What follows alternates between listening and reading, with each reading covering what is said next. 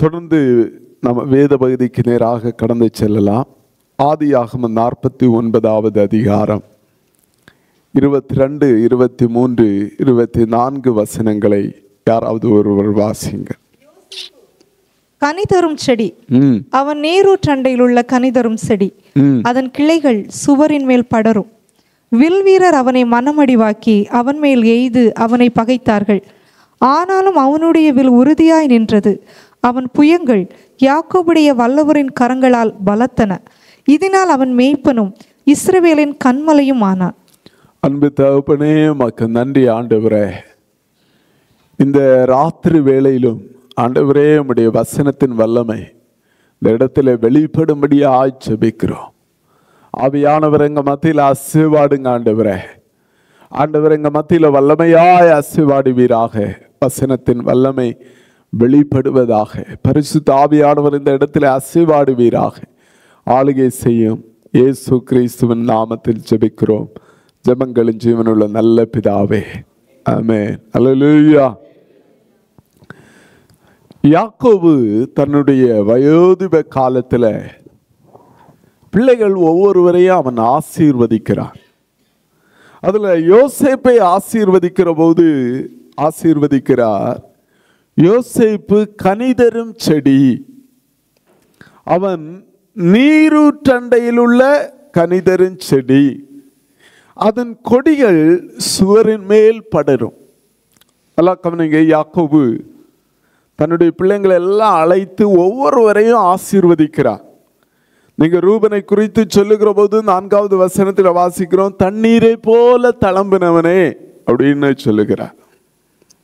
யூதாவை குறித்து 9வது வசனத்தில் சொல்லுகிறார், யூதா பாலச்சங்கம் அப்படின்னு சொல்லுகிறார். 14வது வசனத்தில் இசக்காரை குறித்து சொல்லுகிறார், கழுதை அப்படின்னு சொல்லுகிறார். 17வது வசனத்தில் பானை குறித்து சொல்லுகிறார், அவன் ஒரு விரியன் அப்படின்னு சொல்லுகிறார். 21வது வசனத்தில் நப்தலியே பாருங்க, நப்தலி விடுதலை பெற்ற பெண்மான். நப்தலி ஒரு ஆணு, ஆனால் ஆண்டவர் பெண்மானுக்கு ஒப்பிடுகிறார். காரணம் என்ன அப்படின்னு சொன்னா, இன்பமான வசனங்களை வசனிப்பான் அப்படின்னு சொல்லி. அல்லேலூயா. எத்தனை பேர் இருக்கிறீங்க? அல்லேலூயா. அவன் பாடுவான், பாடுறதா இருக்கலாம், இல்லைன்னா பேசுறதா இருக்கலாம். பெண்களுக்கு அதுதான், மான் கூட பெண்மான் அப்படின்னு ஒப்பிடுகிறார். அல்லேலூயா. பாருங்க. ஆனா யோசேப்பை குறித்து சொல்லுகிற போது ஆண்டவர் சொல்லுகிறார், அவனுடைய தகப்பனார் சொல்லுகிறார், யோசேப்பு கனிதரும் செடி. கனிதரும் செடி. ஒரு தோட்டக்காரன் ஒரு செடியை பார்த்து பாராட்டுகிறது போல, சந்தோஷப்படுகிறது போல, தகப்பனார் யோசேப்பை பார்த்து சொல்லுகிறார், யோசேப்பு கனிதரும் செடி. இன்னைக்கு இந்த ராத்திரி வேளையில நம்முடைய இருதயத்திலையும் ஒரு ஜெபம் இருக்கட்டும். ஆண்டவரே, பரலோக தகப்பன் என்னை பார்த்து சொல்லுவாராக, நான் ஒரு கனிதரும் செடி. சொல்லுங்க, நான் ஒரு கனிதரும் செடி. இயேசு கிறிஸ்து சொல்லுகிறார் யோவான் 15:1, நான் மெய்யான திராட்சை செடி, என் பிதா தோட்டக்காரர். ஆண்டவர் நம்முடைய வாழ்க்கையில எல்லாரையும் ஆசீர்வதிக்கிறார், நடுகிறார், தண்ணீர் பாய்ச்சுகிறார், நம்முடைய வாழ்க்கையில எவ்வளவோ நன்மை செய்கிறார். இங்க யோசேப்பை குறித்து வேதம் சொல்லுகிறது, தகப்பன் 12 பிள்ளைகளை 13 பிள்ளைங்களை வளர்த்துகிறார், தீனாளையும் சேர்த்து. அதுல யோசேப்பை குறித்து தகப்பன் மெச்சுகிற ஒரு காரியம், யோசேப்பு கனிதரும் செடி. அல்லேலூயா. இன்னைக்கு நம்முடைய ஒவ்வொருவருடைய வாழ்க்கையிலும் ஆண்டவரே, என்னை கனிதரும் செடியாக கர்த்தர் மாற்றுவீராக. ஆண்டவரே, என்னை கனிதரும் செடியாக மாற்றுங்க ஆண்டவரே அப்படின்னு சொல்லி நம்ம ஒவ்வொருவரும் ஜெபிப்போம். அல்லேலூயா. பாருங்க, யோசேப்பு கனிதரும் செடி, அவன் நீரூற்றண்டையில் உள்ள கனிதரும் செடி. யோசேப்பு கனி தருவதற்கு ஒரு காரணம் இருக்கிறது. அங்க ஒரு சோர்ஸை பார்க்கிறோம், ஒரு ஆதாரத்தை பார்க்கிறோம். என்ன அப்படின்னு சொன்னா, அவன் நீரூற்றண்டைகளிலே நாட்டப்பட்டிருக்கிறார். எத்தனை பேர் இருக்கிறீங்க? நம்ம வெறுமனே கனி கொடுக்க முடியாது. நம்முடைய ஆவிக்குரிய வாழ்க்கையில யோசேப்பை குறித்து அவனுடைய தகப்பனார் சொல்லுகிறார், அவன் நீரூற்றண்டைகளிலே கனிதரும் செடி. ஆனா உண்மையிலே யோசேப்பினுடைய வாழ்க்கையை பார்த்தா அவன் நீரூற்றண்டையில் இருந்தானா அப்படின்னு சொன்னா அவன் வாழ்க்கை வனாந்திரமாயிருந்தது.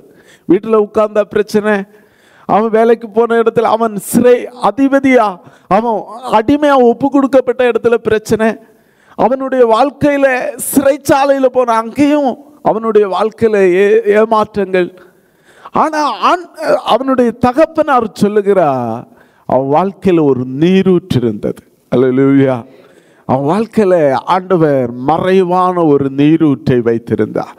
யோசேப்பு அவ்வளவு கனி தருவதற்கு காரணம் ஒரு நீரூற்றண்டையில் அவன் இருந்தான். வேதம் சொல்லுகிற சில நீரூற்றுகளை நம்ம வேதத்தில் வாசிப்போம். யோவான் 4:14 யாராவது ஒருவர் வாசிங்க. யோவான் 4:14. நான் கொடுக்கும் தண்ணீரை குடிக்கிறவனுக்கோ ஒரு காலம் தாகம் உண்டாகாது. ஒரு காலம் தாகம் உண்டாகாது. நான் அவனுக்கு கொடுக்கும் தண்ணீர் அவனுக்குள்ளே நித்திய ஜீவ காலம், அவனுக்குள்ளே நித்திய ஜீவ காலமாய் ஊறுகிற நீரூற்றாய் இருக்கும் அப்படின்னு சொல்லி பரிசுத்த ஆவியானவரை குறித்து சொல்லுகிறார். நீங்க இந்த வேத பகுதியை வாசிச்சு பார்த்தீங்கன்னா சமாரிய ஸ்திரீகிட்ட இயேசு பேசுகிறார். தாகத்துக்கு தண்ணீர் தா அப்படின்னு கேட்கிறார். ஆனா தொடர்ந்து நீங்க வாசிச்சு பார்த்தீங்கன்னா அவர் சொல்லுகிறார், உன்னிடத்துல பேசுறவர் யாருன்னு நீ அறிந்திருந்தாயானால் நீ எங்கிட்ட தண்ணீரை கேட்டிருப்ப. அல்லேலூயா, அல்லேலூயா. இது எந்த பகுதியை சொல்லுகிறதுன்னா ஆவியானவர். அல்லேலூயா. ஆவியானவர் ஆமென் நமக்குள்ள இருக்கிற ஜீவ நீரூற்று. டெய்லி ஏதோ ஒரு நாள் குடிச்சிட்டோம், ஒரு நாள் அபிஷேகம் கிடைச்சிச்சு, ஒரு நாள் நான் ஆவியானவரை பெற்றுக்கொண்டேன், அந்த அனுபவம் அப்படியே நின்று போறதில்லை. எல்லா நாட்களும் நமக்குள்ளே இருக்கிற ஆவியானவர் புது அனுபவங்களை கொடுக்கிறார். நம்முடைய வாழ்க்கையில தேவைக்கேற்றது போல அனுதினமும் நம்ம எவ்வளவு ஆசீர்வாதங்களை அவன் பெற்றுக்கொண்டாலும் ஆமென் நம்முடைய வாழ்க்கையில ஆவியானவர் புதிய அனுபவங்களை கொடுக்கிறார். ஆமென், அல்லேலூயா. அதனால்தான் யோசேப்பை குறித்து பார்வோன் சொல்லுகிறான், தேவனுடைய ஆவியை பெற்ற இவனை போல ஒரு மனுஷன் இல்லை. அல்லேலூயா. அவன் வாழ்க்கையில எல்லா சூழ்நிலைகளிலும், அவன் வாழ்க்கையில போன எல்லா பகுதிகளிலும் தேவைக்கேற்றது போல ஆவியானவர் ஆசீர்வாதங்களை கொடுத்தார். அவனை திருப்தியாக்கினார். அவன் வாழ்க்கையில நிறைய வனாந்திரம் இருந்தது உண்மைதான். அதுக்கு மத்தியில் ஆவியானவர் அவனுடைய வாழ்க்கையை செழிப்பாய் மாற்றினார். எத்தனை பேர் விசுவாசிக்கிறீங்க? அல்லேலூயா. நமக்குள்ள இருக்கிற ஆவியானவர் அதினதின் காலத்திலே சகலவற்றையும் போதித்து நேர்த்தியாய் நடத்துவார். ஞானம் தேவையான வேளையில ஞானத்தை தருவார். சொப்பனம் தேவையான வேளையில சொப்பனத்தை தருவார். சொப்பனத்தின் அர்த்தம் தேவையான வேளையிலே அர்த்தத்தை தருவார். ஆமென். புதிய ஏற்பாட்டில் அந்நிய பாஷை, பழைய ஏற்பாட்டில் சொப்பனங்கள். அல்லேலூயா. புரியாத சொப்பனங்கள், ஆனா ஆண்டவர் அதனுடைய வியாக்கியானத்தை தருவார். அல்லேலூயா.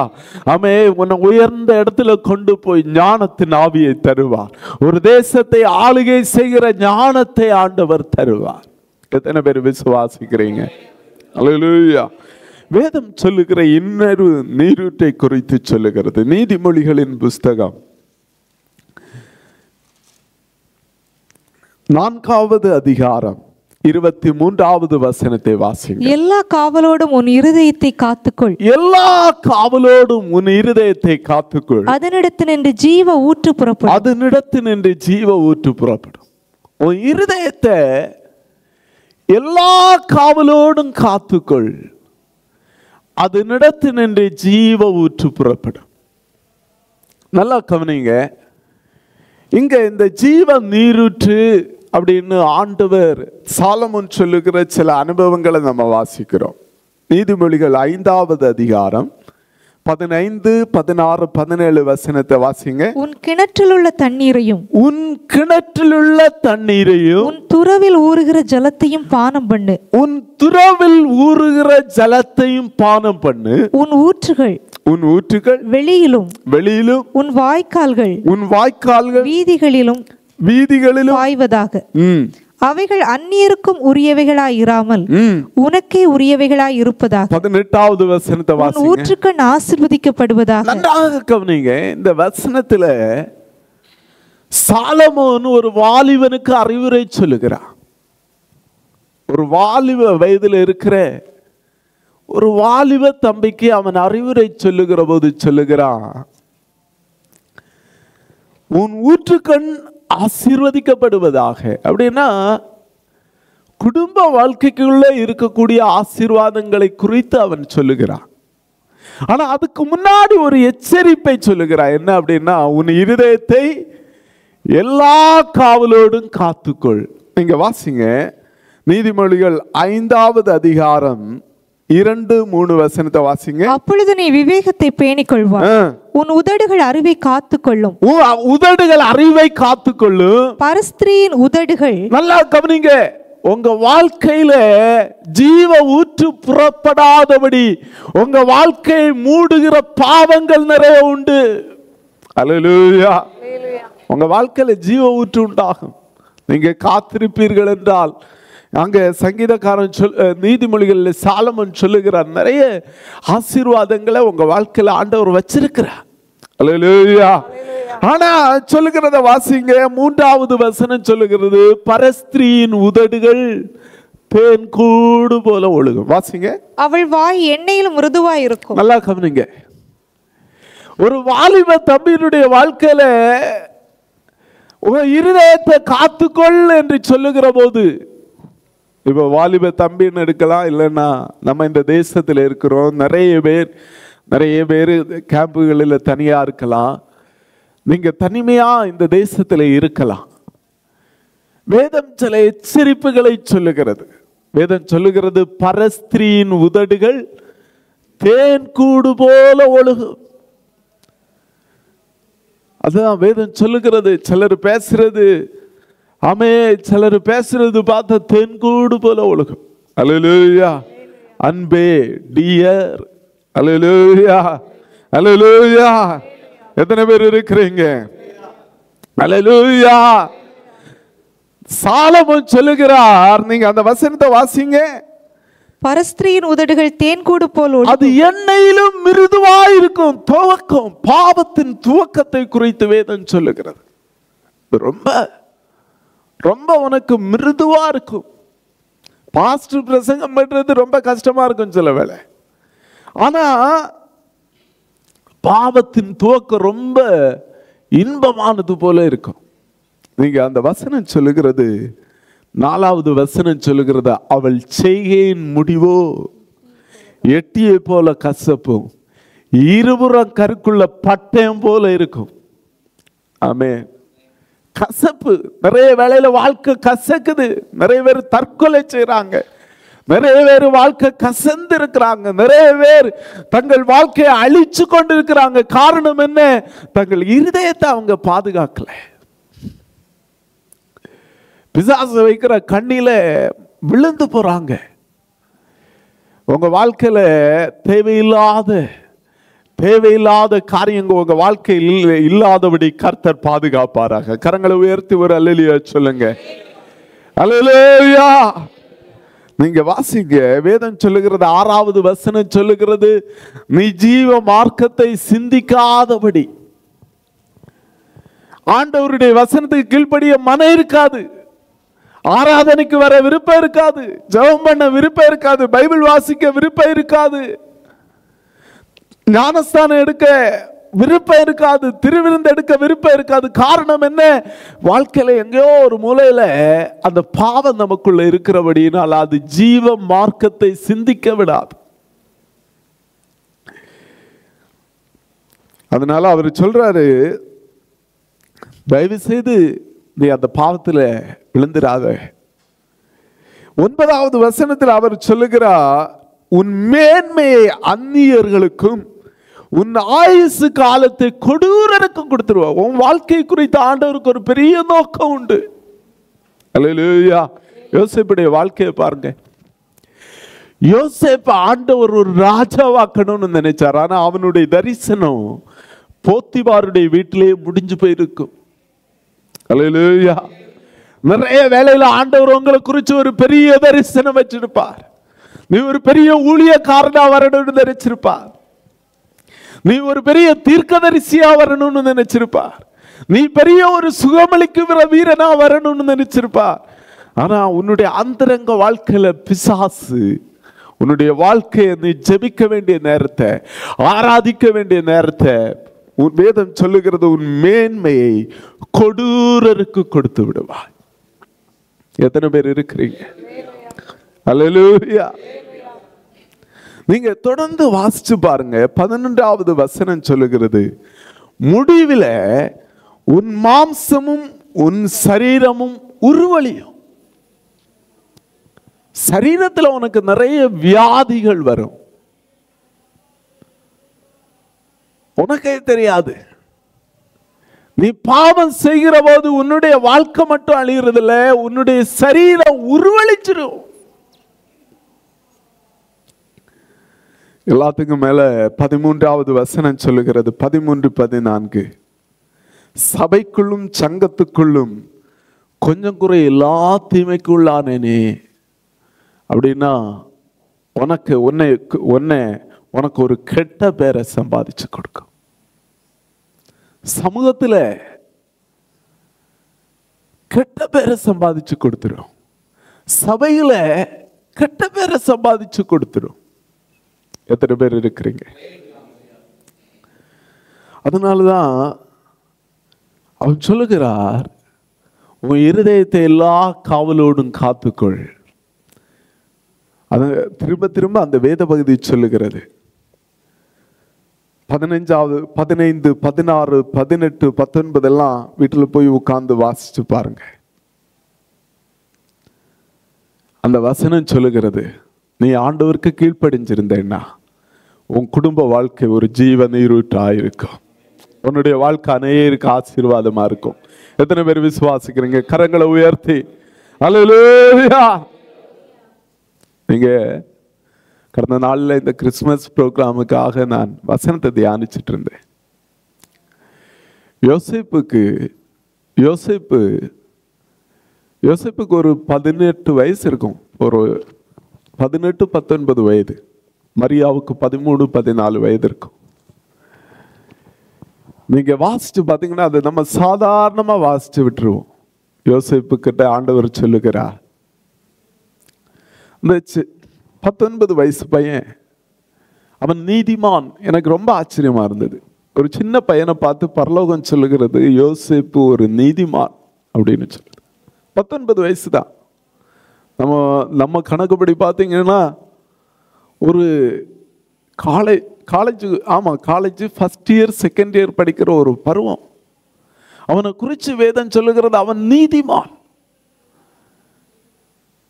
வேதம் சொல்லுகிறது, அதை ரொம்ப சிம்பிளா நம்ம வாசிச்சுட்டு போவோம். ஆனா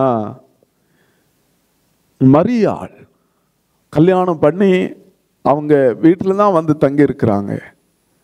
அடுத்த 10 மாதங்கள் வேதம் சொல்லுகிறது அவன் மிகவும் ஒழுக்கம் உள்ளவனாய், வேதம் சொல்லுகிறது தன்னை காத்து கொண்டான், மரியாளை காத்து கொண்டான் என்று வேதம் சொல்லுகிறது. எத்தனை பேர் இருக்கிறீங்க?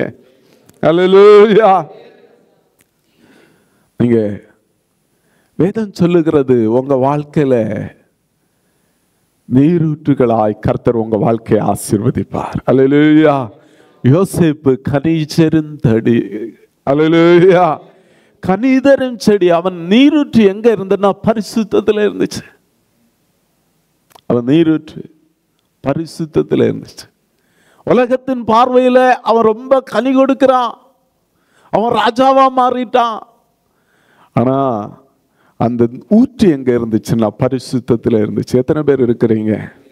அல்லேலூயா, அல்லேலூயா. இன்னொரு வசனத்தை கூட வாசிப்போம். ஆதியாகமம் 26வது அதிகாரம், 26வது அதிகாரம் வாசிங்க.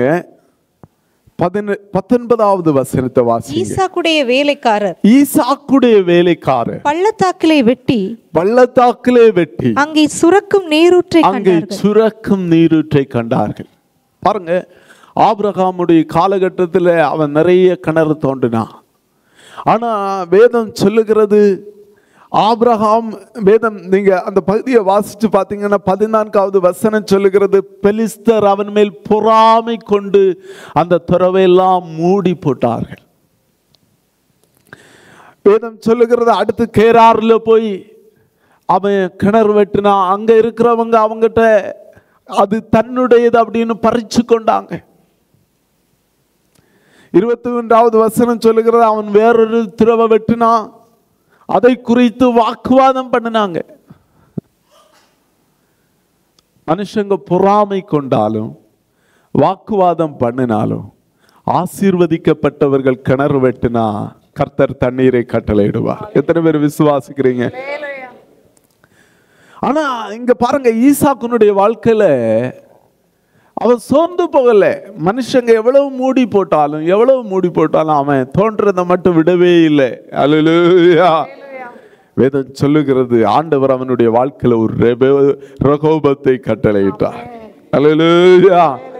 ரகோபத்தை கட்டளையிட்டார், ஒரு செழிப்பை கட்டளையிட்டார். பலிகி பெருகி ஆமே இடம் கொண்டு பெருகும்படி கர்த்தர் அவனை உயர்த்தினார்.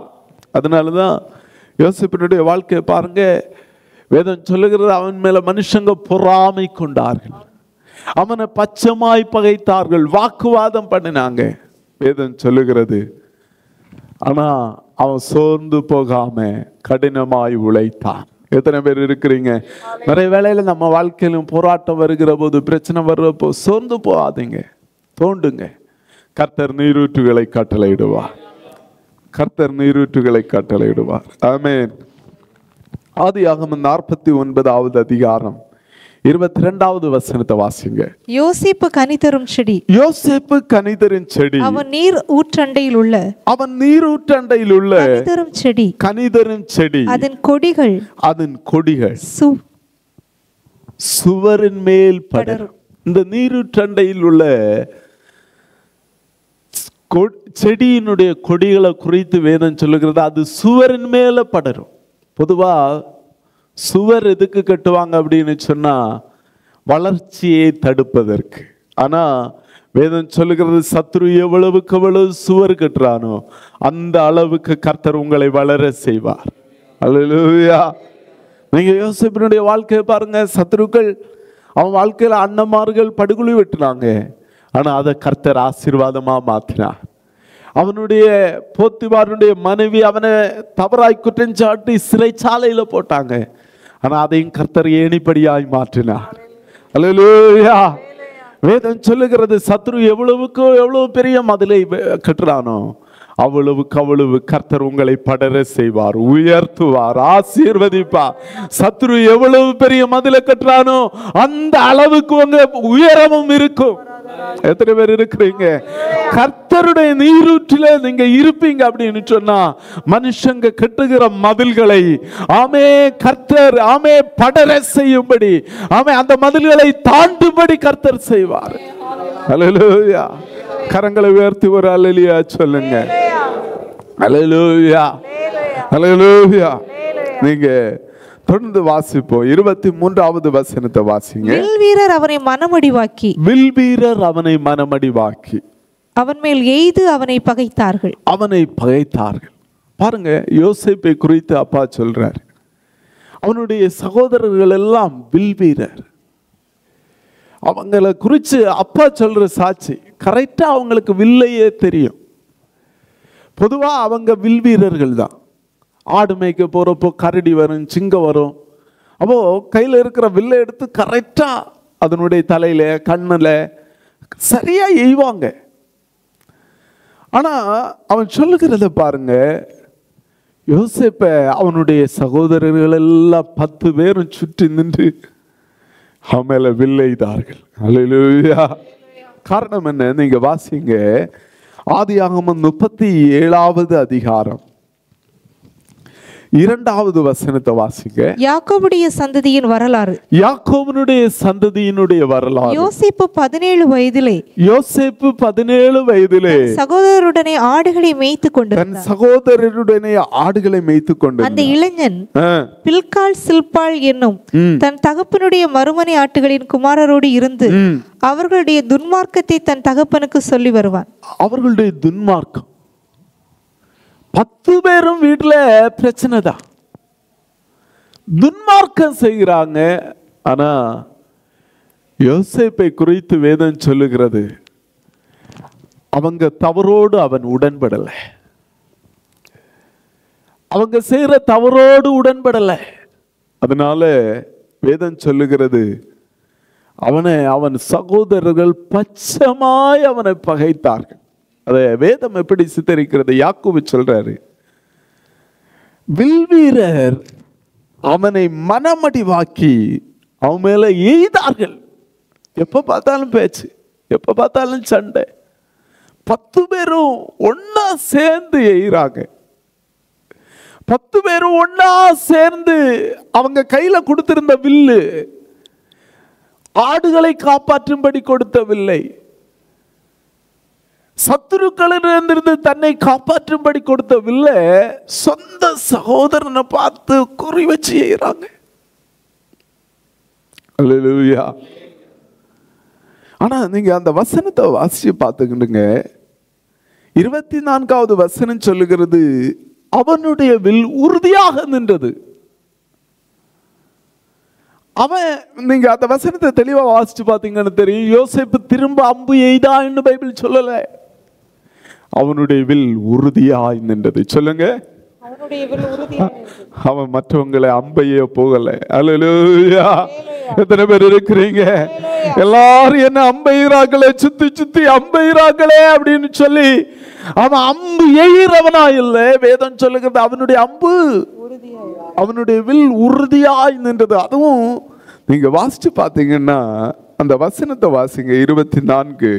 அவன் புயங்கள் யாக்கோபுடைய வல்லவரின் கரங்களால். பாருங்க, எல்லாரும் அம்புறாங்க, அவன் சரீரங்கள் எல்லாம் காயப்படுகிறது, அவன் இருதயங்கள் எல்லாம் காயப்படுகிறது. நிச்சயமா அவனுடைய கரங்கள் தளர்ந்திருக்கணும். அல்லேலூயா.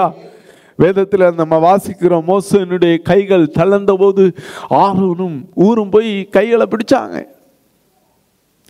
நிச்சயமா யோசேப்பினுடைய கைகள் தளர்ந்தது அப்படின்னு அவன் நினைச்சப்போ வேதம் சொல்லுகிறது, அவன் புயங்கள் யாக்கோபினுடைய வல்லவரின் கரங்கள். ஆமென். அல்லேலூயா. யோசேப்பு நிறைய வேளையில நினைச்சான், மனுஷங்க எல்லாம் சூழ்ந்து நின்று அவனுக்கு விரோதமா யுத்தம் செய்யறப்போ நம்முடைய தரிசனங்கள் நிறைவேறாதோ, நம்மளை எல்லாரும் சேர்ந்து வீழ்த்திடுவாங்களோன்னு நினைச்சப்போ ஒரு பெரிய வல்லமையுள்ள கரம் அவன் கரத்தை தாங்கி பிடித்தது. எத்தனை பேர் இருக்கிறீங்க? அல்லேலூயா, அல்லேலூயா, அல்லேலூயா. அதுதான் வேதம் சொல்லுகிறது, யாக்கோபுடைய வல்லவரின் கரம். சொல்லுங்க, யாக்கோபுடைய வல்லவரின் கரம். அவனுக்கு நல்லா தெரியும் அது வல்லமையுள்ள கரம். யாக்கோபு ஒரு நாளைக்கு நதிக்கரையில போய் யுத்தம் பண்ணினான். அவன் ரொம்ப ஒரு மனுஷங்கிட்ட பயங்கரமா சண்டை போட்டான். அவன் நினைச்சா அந்த மனுஷனை மேற்கொண்டுலான்னு நினைக்கிறப்போ அவர் தொடச்சந்த தொட்டா. அல்லேலூயா. அவன் காலு சுளுக்கிட்டு கடைசி வரை நொண்டியாதான் வாழ்ந்தான். ஆனா அவனுக்கு தெரியும் அந்த கரம் ஆசீர்வதிக்கிற கரமும் கூட. அல்லேலூயா. எந்த மனுஷனை பலப்படுத்துகிற கரம். எத்தனை பேர் விசுவாசிக்கிறீங்க உங்க வாழ்க்கையிலையும் ஆண்டவர் சொன்ன வாக்குத்தத்தங்களை நீங்க சோர்ந்து விடாதபடி, தளர்ந்து விடாதபடி அதை செய்து முடிக்கிற வரைக்கும் அந்த வல்லவருடைய கரம் உங்களை தாங்கும். எத்தனை பேர் விசுவாசிக்கிறீங்க? கரங்களை உயர்த்தி ஒரு அல்லேலூயா சொல்லுவோம். அல்லேலூயா, அல்லேலூயா. யாக்கோபுடைய வல்லவரின் கரம் அவனை தாங்கிற்று.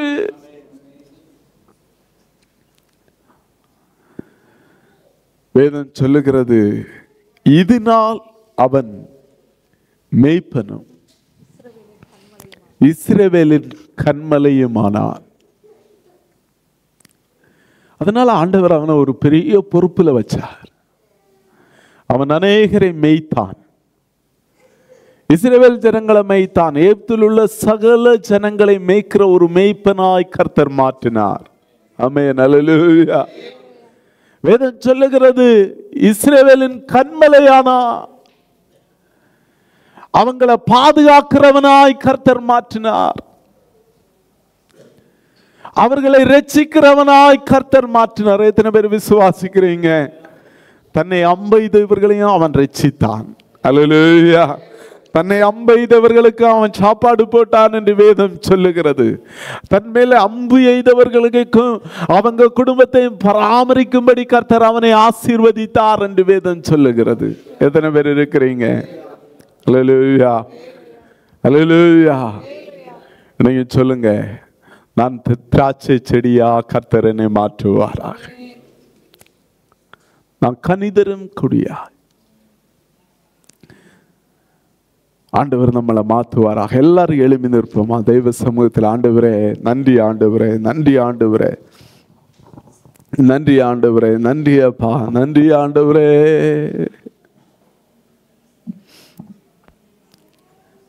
ஆண்டவருடைய சமூகத்தில் ஒப்பு கொடுப்போம். யோசேப்பு கனிதரும் செடி, நீரூற்றண்டையிலே கனிதரும் செடி, நீர் ஊற்றண்டையில் உள்ள கனிதரும் செடி. என்னை அப்படி மாத்துங்க ஆண்டவரே. கரங்களை உயர்த்தி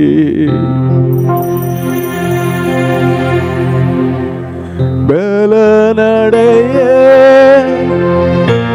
நீரப்பிடுமே பலத்தினாவி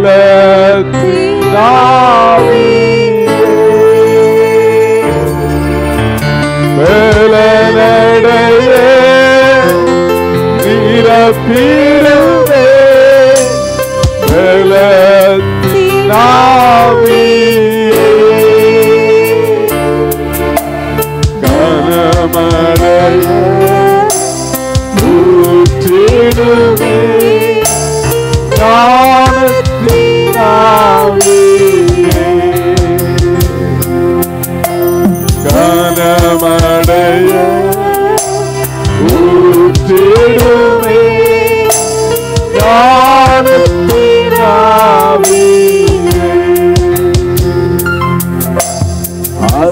ஆசீர்வாதம் ஆவியே தூய்மையே ஆவியே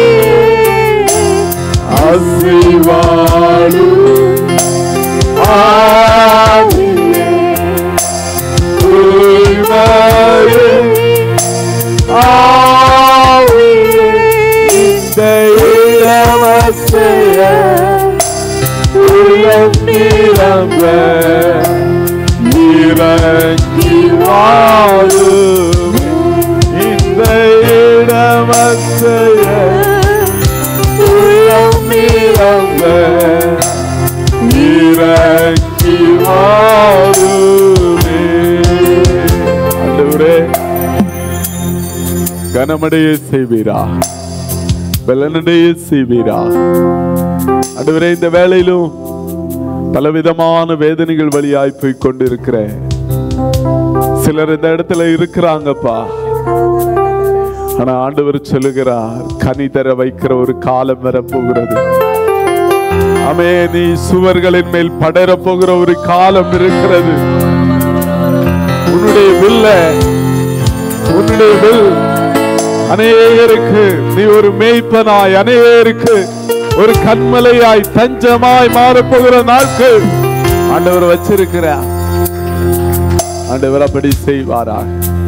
ஒவ்வொருவரையும் ஆசீர்வதி. நசரேயனாகிய இயேசு கிறிஸ்துவின் நாமத்தில் ஜெபிக்கிறேன். ஜெபங்களின் ஜீவனுள்ள நல்ல பிதாவே, ஆமென். அல்லேலூயா.